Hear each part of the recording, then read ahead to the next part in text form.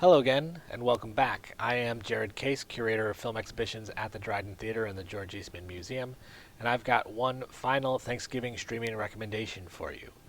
It's generally accepted that Thanksgiving is the beginning of the Christmas holiday season, so what better way to wrap this up than with a film that starts on Thanksgiving and takes us through to Christmas? That film, of course, is 1947's Miracle on 34th Street, directed by George Seaton and starring Maureen O'Hara, John Payne, Natalie Wood, and Edmund Gwenn in his Oscar-winning role as Kris Kringle. This is a favorite of mine and has been for decades, ever since I saw it as a child, and it may still be the primary reason that I like my romances like I like my Christmas movies, with a little bit of magic in them. This film positions faith in opposition to practicality. And on one side, we've got Kris Kringle, the real Kris Kringle, who happens upon the Macy's Thanksgiving Day parade only to find that the Santa Claus that's been hired to impersonate him in the parade is drunk. Not wanting the children of the world to see Santa Claus as an alcoholic, Kris takes on the costume and performs as himself in the parade, which leads to an offer to become the Santa Claus at the Macy's store where children come to visit while they're shopping. On his side is Fred, who is a lawyer living in the city not far away, who has an abundance of Christmas spirit and faith, perhaps even in Kris Kringle himself, despite the fact that he believes that maybe Santa Claus himself doesn't exist. On the other side, we have Doris, played by Maureen O'Hara, who is the woman at Macy's that hires Kris to become the Santa Claus for the store. And she is raising her daughter Susan, Natalie Wood, to be very practical. Because of the way that her marriage ended, she doesn't want Susan to grow up as one of those people that puts complete faith in fairy tales and things that probably won't come true. She wants Susan to be very grounded and reasonable in her actions, which goes against what Kris Kringle and Fred are trying to teach them. In the film, we see Susan continuing to be skeptical about Kris's claim that he is the real Santa Claus.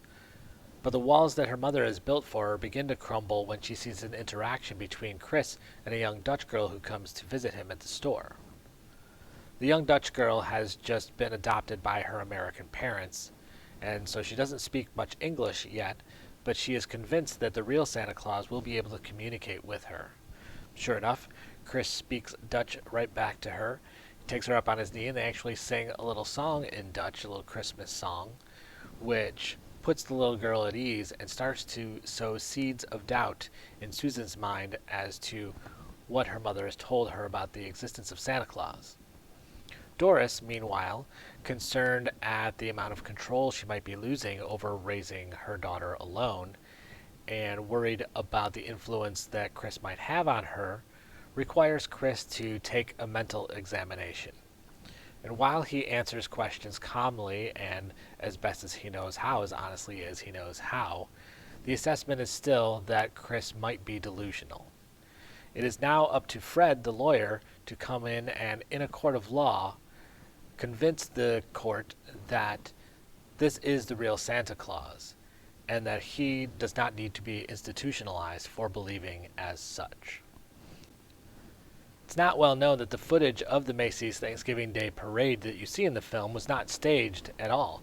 That is actually footage from the 1946 parade with Edmund Gwenn acting as Santa Claus at the end of the parade. It happened near the beginning of shooting. Actually, it was the third day of shooting for the film, and it was a very complicated setup for that day because, unlike most Hollywood films where you can reset or go back and do reshoots and have it match, this was one event that happened in real time. So they had multiple cameras set up along the route to ensure that they had different angles and were able to get as much material as they needed for the film. Most of the film was shot in and around the Macy's store from November 1946 to February of 1947.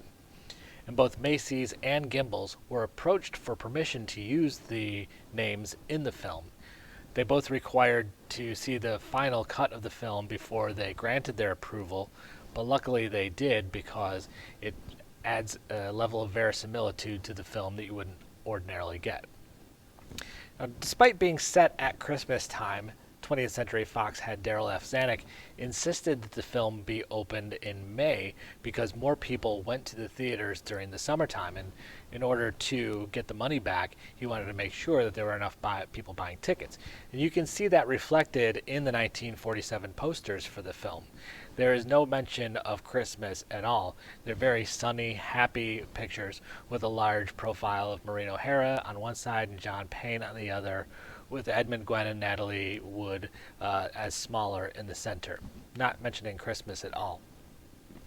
And according to some reports, Macy's store closed down on May 3rd, 1947, when the film did open for half a day, so that all 12,000 of its employees could go see one of the first shows of Miracle on 34th Street when it opened.